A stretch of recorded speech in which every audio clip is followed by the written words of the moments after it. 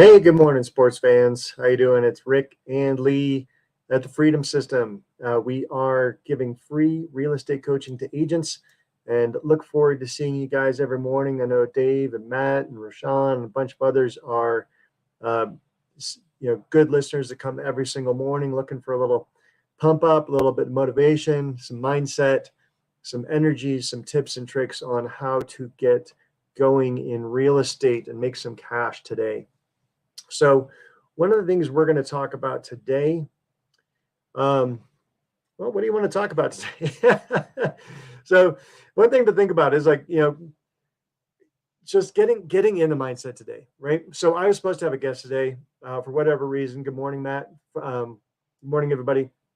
For whatever reason, my guest didn't show up today, right? That can totally rock your world, or you can just kind of roll with the punches. And that's going to be the same thing for just about everything in your life today. People are either going to show up, not show up. People are going to make your life harder, not harder, right? And my daughter chose to get in a fight with me this morning. No reason, just decided to. So things like that happen, right? And so you can get punched, you can get knocked off your game, and you still. I talked to Julie Harris one time. She's a fantastic coach. She's one of the leaders of Libertas and has one of the fastest growing groups in all of EXP. Number one coach, Amazon bestseller, all that, right? Successfully married, good mom, Tim and Julie Harris. And she said, Rick, because I asked her, I said, you have over 2,500 people in your group at EXP. And you might offer a free coaching session and 10 people show up. How do you do that? And she said, Rick, those 10 people need me today.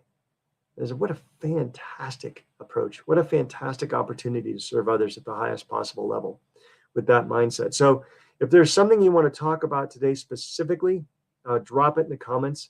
I don't have Lee to bounce off of. I don't have the net worth nurse to bounce off of today, so I'm just kind of winging it. And one of the things, if I had had more time to prep, but I did not, is going into some of my notes on other coaching sessions. And I was going to try to find something here just quickly, which is the survival guide. And if I can find the survival guide, we can dive into that. Let me see if I can.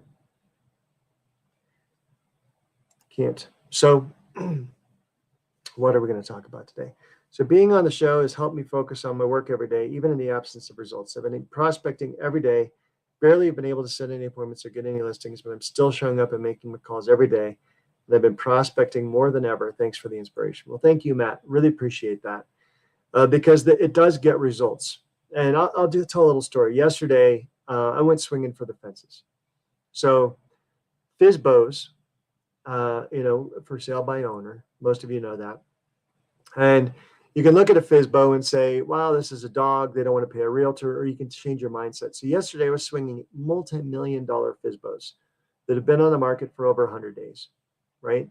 And in our market, 19, 20 million doesn't happen very often. In fact, 9 times in the past 2 years. But I went swinging for a $19.5 million FSBO. Managed to get a hold of a gatekeeper because on a property like that, owned by a billionaire, did a little background search with some wealth management tools that I have. And there's always a gatekeeper, right? That kind of owner is not going to do their own FSBO. So talk to the gatekeeper. And I was talking about our unique selling proposition, but I started with out of curiosity, leading with curiosity. I said, with a home as miraculous as this, as fantastic as this, and as rare as this, in our market, you don't come across a 19.5 listing very often. You obviously probably know hundreds of realtors. Can I ask why you're not using one? Why you choose to go for sale by owner? Are you trying to just keep this a little more quiet? And he said, yeah, I think that's the reason, right? So I started digging into that. I'm like, well, being on Zillow for sale by owner is not exactly quiet, right? You still have to put some pictures up. You're still going to get pinged by a lot of looky-loos.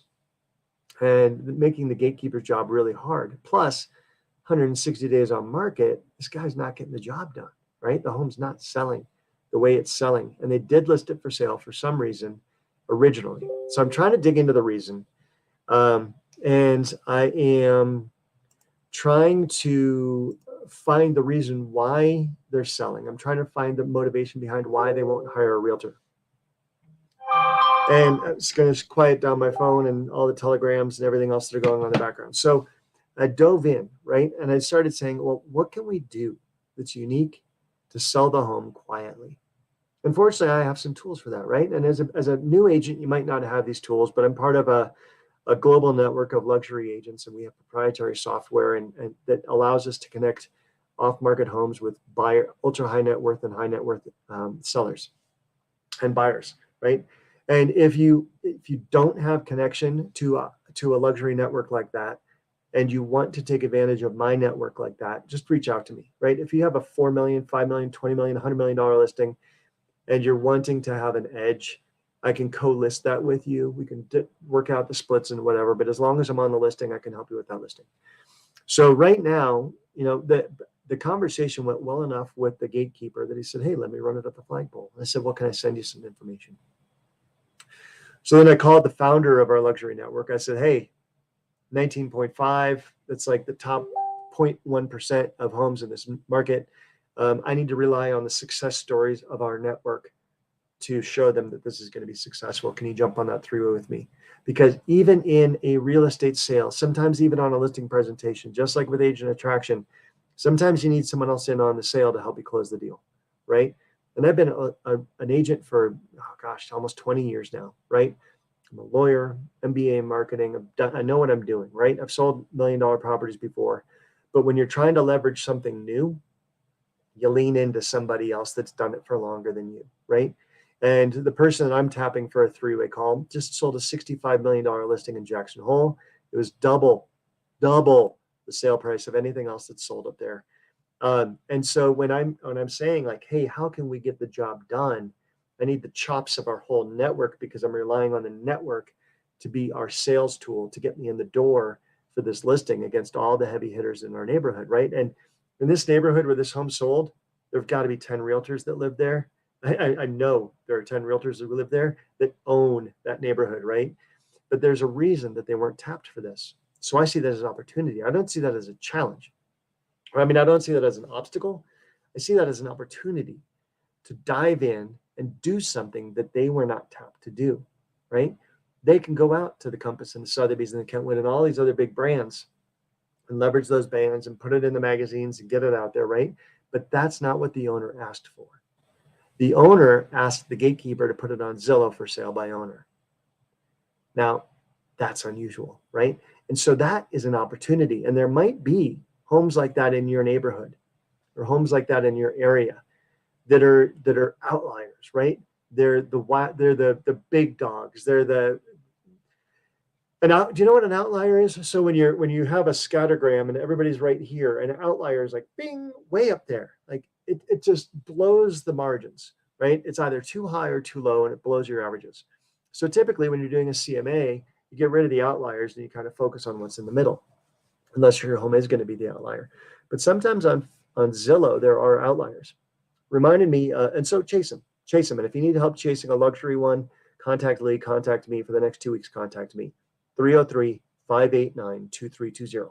Also reminds me to get creative because I went on a for sale by owner appointment a couple of weeks ago now, and it was $1.5 million, which is still a pretty strong price point for our neighborhood or for our 7-county area. And when I went on the listing appointment, I found out he's actually let in a lot of realtors through his door, right? He thinks if he keeps letting these realtors in for these listing interviews, he's actually going to sell the home that way.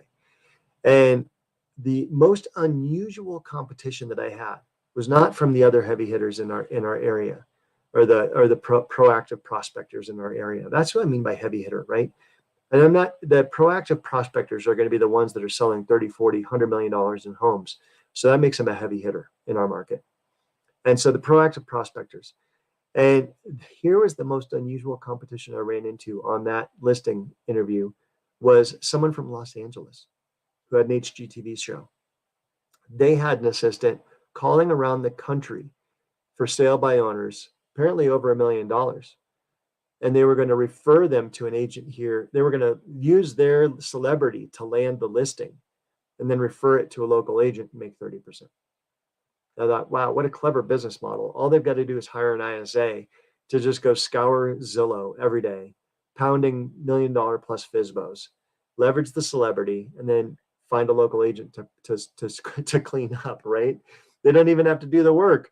They've got an assistant working at $8 an hour, $10 an hour, maybe even $2 an hour over in the Philippines, right? $1,000 a month. And they're going to make 30% referral fees. So they can just run that machine nonstop. Now, obviously, they're going to have to get on the phone at some point once the ISA makes an appointment. But the point of that being is that no one is immune. And if you have, to Matt's point, like getting motivated for prospecting, there's and to Lee's point from a couple of shows ago is that you have skill, you have a package to offer, you have training, you have marketing, you have something, you have a heart. If nothing else, you have a heart and enthusiasm, and that will set you apart from your competition. Because I think something like over 44% of people give up after the first call, right? And yet something like 80% of the sales are made after the 7th call. And so if you merely make it to the 7th call to a lead, if you merely make it to the 10th call trying to get a hold of a lead, make 3 calls today. Don't leave a voicemail. Make 3 calls tomorrow. Don't leave 1 voicemail, right? But just keep hitting the dialer. If you get tired of dialing, go on to Mojo or somebody and get a dialer. RedX has a dialer built in. I think LandVoice does, all these call systems. I think Lee uses Cole for information, but uses Mojo to dial. And you can literally record a voicemail once, right? You can set up your call system to just start blowing through stuff. And this is just a time-saving tool, and it costs like $90 a month or something like that. And some of you might not have $90 a month, and I understand that. When you get to a point where you do, if you can speed through the dials, so dialing a phone doesn't seem like it would take a long time, right? So you dial a number, you call, you ring, you wait.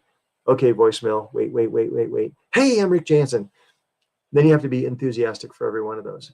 But those calls can now take a minute and a half each, right? Whereas if you have a dialer and it's blowing through numbers in your system, whether they're FISBOs, expireds, whatever you downloaded, circle prospecting, you can choose to press 1 and just drop a voicemail that you recorded one time when you were high energy and on your game. It'll drop a voicemail and just start the next one. So it's literally calling the next person while it's leaving a voicemail. So your time just became doubled, right? Because it overlapped. Now you're twice as productive. And yeah, Matt, great. You're calling older expireds. You made 6 to 10 attempts already. That is fantastic. And always on expireds, check whether they're active right now. But an expired is someone whose dreams were crushed. They wanted to sell. They had a motivation to sell, whether it was reluctant or not. They went to market with the dream of selling. And then because their home was either marketed poorly or priced too high or a combination of both, they did not sell. They fired their agent or their agent fired them. And I took a listing one time where the agent had fired the client. And still, at the end of the day, I made $27,000 because I solved their problem, right? And I solved their problem in a way that nobody else had. I got their home sold in a way that nobody else had, and I marketed it in a way that nobody else had. Was that listing interview a challenge? Absolutely, right? For sale by owners and expireds, have their guard up right out of the gate, right? And they're saying like, hey, like I decided not to sell, right? The market's not right for me. And if someone comes to you with a decided not to sell, you go, yeah, but why? Like what? Go back to their original why. Why were you interested in selling in the first place? Oh, I just wanted to see if I could get the price. Yeah, and if you could get the price, what were you going to do? Well, I was going to go to Montana and fly fish and retire, or I was going to go to Florida and stay with my granddaughter, or whatever it was, right? They dig, why, like a 3-year-old until you get to the original reason why they were going to sell. There was a reason. Hey, if I could get the price. Okay, so if you could get the price today or even 10,000 more, what's changed? I just can't find a house to buy. Okay, well, if we could solve that problem, right? Why? Like, why don't you think you can find a house to buy? I can't find anything. Well, why is that? What are you looking for? I can usually find my clients a home in 7 to 10 days. Are you looking for something with 45 bedrooms? Or, what's so unique? Are you looking for a home with a helipad under 200,000? Like, what are you looking for that's so unique? Make it kind of a joke, try to get them laughing. But like, what is it that's so unique that you can't find it right now? Apparently you haven't been working with an agent, or at least a good agent, right? So try to find out why. Why were they trying to sell? Why were they trying to buy? Why? Every time they throw up an objection, say, okay, why is that?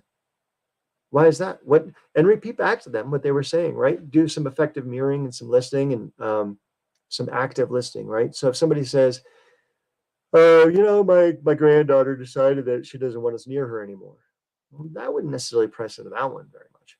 But is okay. So if you were to sell, if your home were to sell, if I were to get you the absolute best price possible with the terms that you want in the time frame you want, and you could get everything you want out of this home sale, is there something else you'd like to be doing with your life? Is there somewhere else you'd like to be living? Don't ask open-ended questions. Don't ask yes/no questions.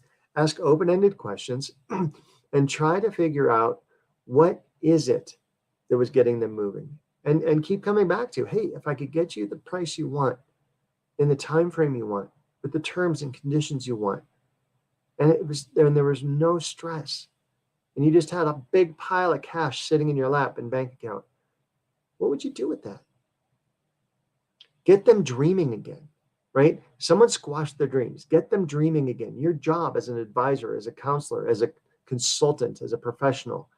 And yeah, if I could get you everything you ever wanted, would that be an issue for you? Absolutely, a great line. And so you're trying to, but even beyond everything you ever wanted, you want to dive deeper into that, right? You want to unpack that a little bit. So I'm going to get you the price you want. I'm going to get you the terms and conditions you want. I'm going to get it in the time frame you want. And you and the spouse, you and the loved one, whatever it's going to be, can go on and live your dreams. What would those dreams be? Right? And, to put a time frame on it, if I could get that for you within the next 7 days, would you take a look at it? Would you take a look at that offer if I could get that for you in the next 7 days? Well, yeah, I guess. I might need your help then, right? I might actually need to be able to come over and see your property, see what I'm working with, see who it's going to appeal to. I've got a lot of buyers working in your area. In Denver, we've been on 1 or 2 months inventory for 6 years. We're down to 1 or 2 weeks, right? There is such pent up demand. Just popped an active listing up in Conifer for $850. And we had beautiful remodeled place, view of the mountains, down valley, all that stuff. We have 20 showings lined up. I had 2 get in early by accident. One of them already wants to make an offer. And so my client's like, look, we're listed at $850 with this kind of demand. Let's go $925, or maybe I'll just hold it because it's such a beautiful property, right? And you're going to run into sellers like that, right? He's all of a sudden getting fear of missing out, fear of loss of the property he's going to sell. So I have to keep him attached to his dream. I have to figure out where he's going to move on to if we move this money, because he's an investor. If he moves his family in there, where else could his family live? What does this look like for him? Because you go through all the marketing effort, and then a seller decides not to sell. So he is pre-qualified. I do pre-qualify all my sellers, right? I find their motivation. You want to pre-qualify your sellers. You want to pre-qualify your buyers, because you want to make sure that you're actually going on an appointment that's worth something. Now, pre-qualifying a seller when you're prospecting, like when I was talking to this $19.5 million FSBO, he's not the decision maker, right? He's not going to be the one selling the house. He's a gatekeeper.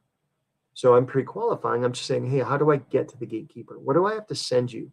What do I have to be for you? What value proposition do I have to offer you that will actually get me in front of the gatekeeper? Because I want to be in front of the decision maker. Because I want to be in front of the decision maker, not the gatekeeper, right? But the gatekeeper is there for a reason. He has a job to keep people out, right? And if he's going to let somebody in, it damn well better make him look really good to the owner, right? Like, hey, I screened 100 people, and man, this guy just had something different. This gal had something different and offered something different. And I think you might want to take a look at this one, right?